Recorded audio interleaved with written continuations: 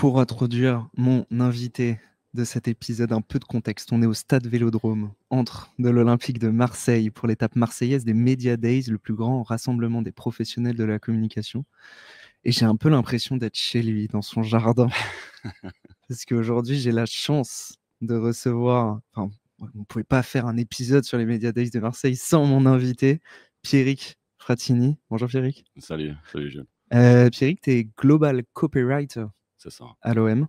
C'est ça. Je te propose qu'on parle de ton métier, de tes défis, de tes enjeux. Allez, avec grand plaisir. Juste après ce petit jingle. Feuille Blanche présente l'annonceur. Avant de parler de ce que tu fais aujourd'hui, on aime bien commencer ce format par ce qu'on appelle la pub doudou. J'espère que tu vas être servi. Là, normalement, tu es servi. Écoute, j'ai pu l'écouter en avant-première avant. Je suis servi, je te confirme. Mais je te propose qu'on l'écoute et qu'on en parle après. Allez. Ah, je vous préviens, il y a des nouveaux sirops qui s'appellent Sirop Limo. Alors ça va chauffer. 1, 2, 3, 4. Everybody's got to live together. All the people got to understand. Sirop Limo, ça prend combien de l'eau? Oh, une cascade. Well, all you need is Sirop Limo, Sirop Limo. Ring the bell and let the people know.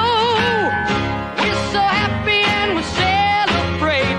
C'est bon, on dirait du sirop.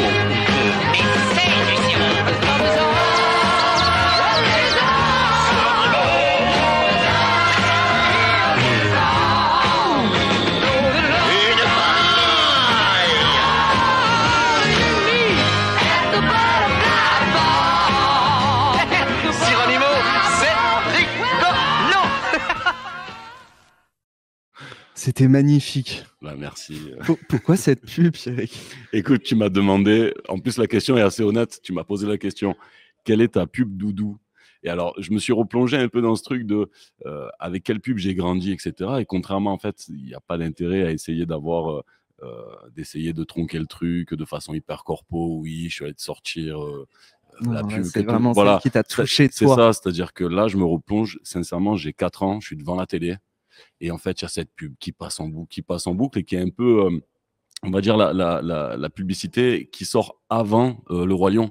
Ce qui fait qu'il y a quelque chose de fascinant là-dedans, c'est-à-dire qu'en termes de prod, bon, bah, c'est un grand dessin animé. Le produit, c'est celui d'un sirop. Donc, en fait, techniquement, si on devait cocher les cases de cette enfance-là, c'est on boit du sucre, on passe notre vie devant la télé. Forcément, étant jeune papa, il y a forcément aujourd'hui un effet miroir de me dire, tiens, c'est marrant, quelle est la place de l'écran aujourd'hui dans la vie de nos gosses? Et forcément, bah, cette pub, moi, elle me fascine parce qu'elle me rappelle ce truc où je passais des heures et des heures devant la télé. Franchement, j'ai passé mon enfance devant la télé. Ouais. Donc, avec la question aujourd'hui qui est devenue presque une question gouvernementale, qu'est-ce qu'on fait des enfants devant l'écran? Alors, tu as les ayatollahs qui te disent pas d'écran. Il y a ceux qui sont là qui disent, bon, bah, on s'en fout, regardez la télé. Et puis finalement, moi, ça me ramène à cette réflexion qui est de me dire, si demain, tu es suffisamment bête pour déléguer ton éducation à une télévision, bon, bah, peut-être que la pomme, elle tombe pas très loin du pommier. Donc, éduquez vos gosses, mais ils peuvent regarder la télé, c'est pas un problème. Ouais. Écoute, toi, tu as un public qui n'est pas vraiment des enfants, même si en fait, au final, c'est tout le public, toute la population. Je te propose qu'on en parle tout de suite, juste après ce petit jingle. Arrêt sur image. Globalement, ça veut dire quoi être copywriter à l'OM? Alors, globalement, ça veut dire que tu as la capacité de savoir interpréter les signaux marseillais pour leur donner une exposition, pour leur donner quelque chose de beaucoup plus fort, capable de ramener le public dans un stade et de conserver ce lien finalement qu'il y a entre Marseille, l'Olympique de Marseille et la réalité marseillaise. Et donc, c'est un exercice d'équilibriste où à la fois tu dois parler de sport, mais sans trop en parler non plus. Tu dois être capable de parler des Marseillais sans rentrer dans la surcaricature. Donc, il y a toujours ce rapport à la fois à la culture de la ville et à la connaissance des Marseillais pour pouvoir amener le spectacle dans son bon déroulement.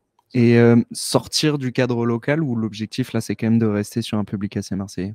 Alors là-dessus, nous, on a... Enfin, la question, elle est jamais tranchée parce que le football, c'est un sport international. Ouais. Donc, tu te dois de toucher le monde du football. Mais nous, on a cette particularité, c'est de Parce que ouais, j'ai l'impression, je te coupe, mais j'ai l'impression que vraiment l'OM, ça fait partie de ces clubs qui ont une identité tellement locale, tellement Ouais. marquée et assumée. Et c'est Ouais. ça aussi qu'on vient chercher, que à quel point la dimension d'aller chercher un public ailleurs Ouais, que c'est- Marseille et ses alors, alentours. tu poses une super question au travers de tes mots, c'est la notion d'authenticité. Mm.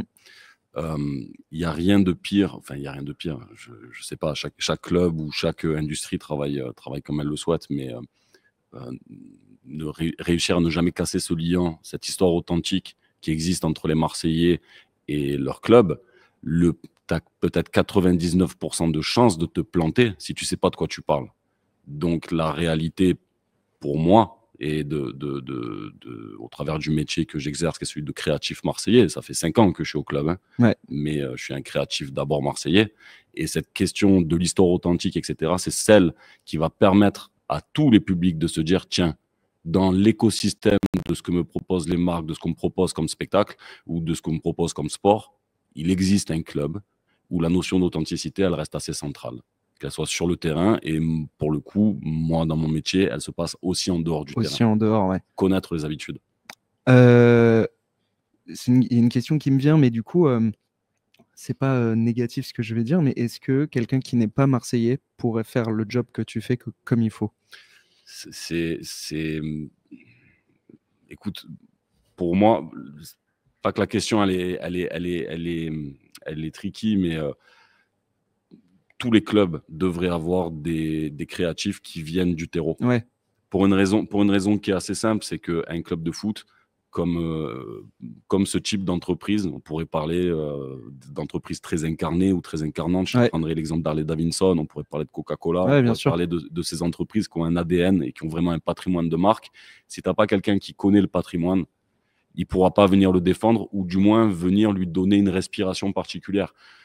Ça existe, hein, des clubs de foot où il y a on va dire, c'est délégué soit à des beaucoup plus grosses Ouais. agences, etc. Et souvent, tu te rends compte que si ton club propose la même chose que ce que le club d'à côté est capable de proposer, parce que tout ce monde-là a à peu près les mêmes benches, Ouais. on a à peu près les mêmes cahiers de tendance, c'est à peu près les mêmes tendances.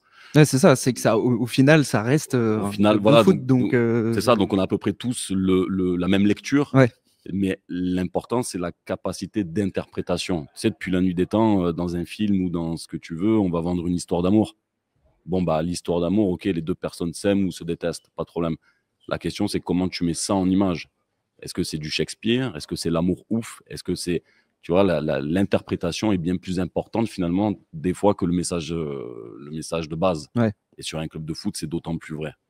Tu évoquais des entreprises plus classiques. Toi, ça fait donc 5 ans que tu es à l'OM. Avant, tu as fait, je regardais, tu es passé notamment par une boîte qui GoJob. Ouais, c'est ça. On connaît Pascal Lorne qui fait tous les formats qu'on fait chez nous, chez Feuille Blanche, là, qui passe les Ouais, c'est uns un après super les mec. autres. Pascal, c'est un Ouais, super c'est une super personne.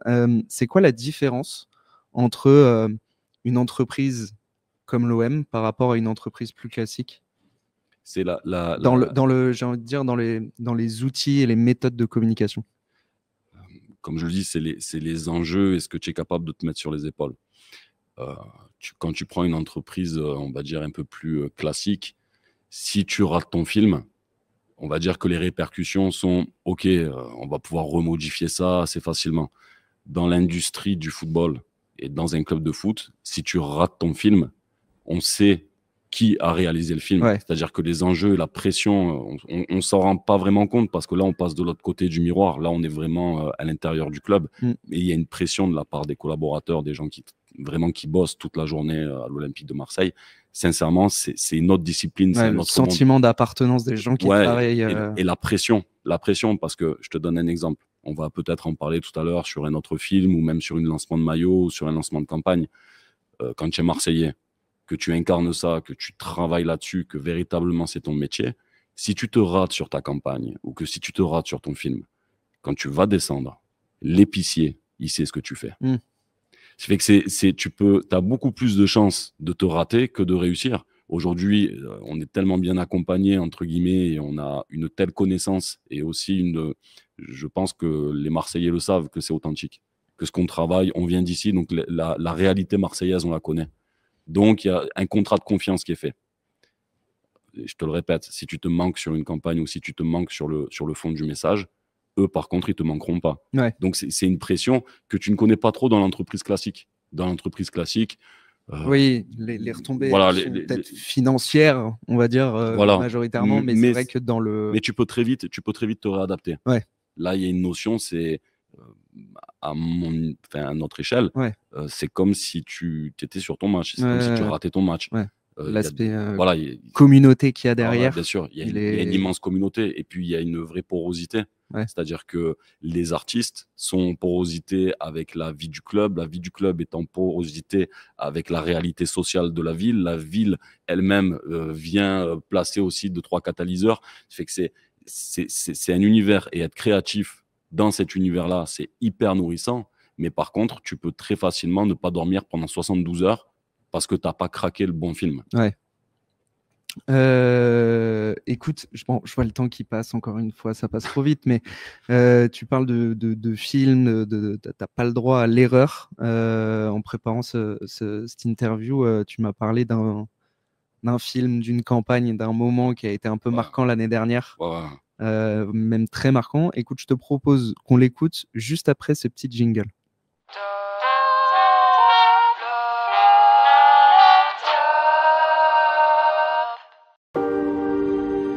Ce film est fait pour toi. Toi qui es debout à l'heure où le monde dort. Toi qui parles trop fort dans un monde qui se tait. Toi qui portes ton héritage dans un monde qui s'efface. Toi qui te dépasse dans un monde de limites. Toi qui chante trop. Toi qui pousse trop. Qui bosse trop. Qui rit trop. Qui vibre trop. Qui aime trop.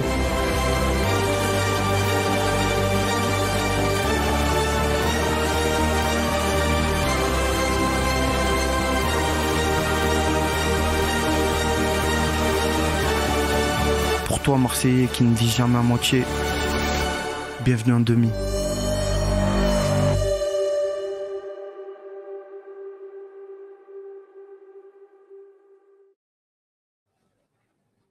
Est-ce que tu peux nous expliquer pourquoi ce film? Alors pour ceux qui nous écoutent en audio, je vous invite à aller voir, c'est un discours qu'a fait donc Jul avant la demi-finale de l'OM contre l'Atalanta en Europa League.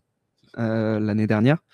Est-ce que tu peux mettre du contexte et nous expliquer en quoi cette campagne, parce qu'au vu de ce que tu nous as raconté, vraiment j'ai l'impression qu'elle coche quasiment toutes les cases d'un bon film pour l'OM. Si tu veux, voilà, c'est la fameuse porosité dont je te parlais, la connaissance culturelle un peu des choses. Si on demande à une entreprise classique de raconter son événement, elle va raconter son événement. Là, techniquement, on est sur un partenaire qui est Jul, qui est un incarnant de la vie marseillaise et qui est un artiste, qui plus est un artiste formidable, qui va travailler avec l'Olympique de Marseille, qui est une religion ici. C'est-à-dire que l'Olympique de Marseille, c'est pas une entreprise. C'est dogmatique, c'est un symbole de la vie marseillaise. Et donc, pour promouvoir une affiche sportive, tu avais toutes les raisons du monde de faire du sport. De montrer, regardez, on met des buts, on n'en met pas, il a fait des gris-gris, préparez-vous à vivre une ambiance au stade, etc. Nous, on trouvait que c'était tellement important, cette notion de demi à Marseille, on a préféré prendre l'autre partie, qui est de se dire, nous allons faire un testimonial de ce qu'est la réalité d'un Marseillais. Et la réalité d'un Marseillais, elle repose là-dessus. C'est-à-dire que oui, on ne fait pas les choses à moitié. Oui, on est connu, entre guillemets, pour avoir une exubérance, mais on a surtout quelque chose au fond du ventre, qui est ce qu'on pourrait appeler chez les Américains cette espèce de bold culture. Mais nous, on est né là-dedans. On est né avec ce trait de générosité, on est né avec cette envie de se dépasser, on est né avec ce petit truc en plus parce qu'on a grandi là-dedans. Tu sais, la culture de la débrouille à Marseille, c'est pas du vent. Voilà, c'est pas du vent, c'est qu'on est dans une ville qui est très fracturée. Et donc, forcément, ça crée des comportements de gens qui sont dans cette culture-là très fracturés et donc qui vont faire plus quelquefois que d'autres pour pouvoir s'en sortir. Et je trouve que ce film devient très juste et colle tellement à la réalité qu'il en dépasse l'affiche d'une demi-finale. C'est un manifesto. C'est le prétexte sportif, en fait, n'est au Et final qu'un prétexte, quoi. ce film, quand je l'ai écrit, j'étais dans la voiture, on cherchait une idée, etc. Et ce film, il est né vraiment sur un trajet en bagnole avec une feuille, un stylo. Et ensuite, on l'a proposé d'incarner ce texte-là à Jules, qui a accepté tout de suite. Et il est né aussi là-dedans. C'est-à-dire que même l'écriture de ce film est née sur une feuille, un stylo, dans une bagnole. C'est-à-dire Ouais. que tout est Oui, c'est purement marseillais là-dedans, Ça si tu veux. rejoint le côté, l'aspect authenticité dont tu parlais tout à l'heure. En fait, il n'y a pas de fake, quoi. Enfin, Ça- et s'il y a du fake, Ouais, ça posera problème à un moment. c'est trop important. C'est Ouais. trop important. Sincèrement, je te le répète, l'Olympique de Marseille, c'est travailler pour un club comme ça, dans des responsabilités créatives. Franchement, hein, tu peux pas l'inventer. Ouais, t'as pas le droit à l'erreur. Pierrick, merci beaucoup Bah, merci à toi. d'avoir pris le temps chez toi, au Vélodrome. Chez nous, c'est la maison des Marseillais. Oui, exactement, pas chez toi, chez vous, la maison des Marseillais. Écoute, merci beaucoup. Pour ceux qui nous découvrent avec cette interview, n'hésitez pas à aller vous abonner à notre chaîne YouTube. Et au compte officiel de l'Olympique de Marseille. Et c'est ce que j'allais dire exactement, au compte officiel de l'Olympique de Marseille pour découvrir toutes les nouvelles créas et nouveaux films qui Qu'on vont réalise. sortir. Ouais. Des Et on a un planning esprits, chargé. Ouais. voilà, de Pierrick et des équipes de l'OM. Pierrick, encore merci. Et Merci à puis, je te dis à très bientôt. À très bientôt. Merci encore et allez loin. Allez, l'OM. Je vous demande de vous arrêter.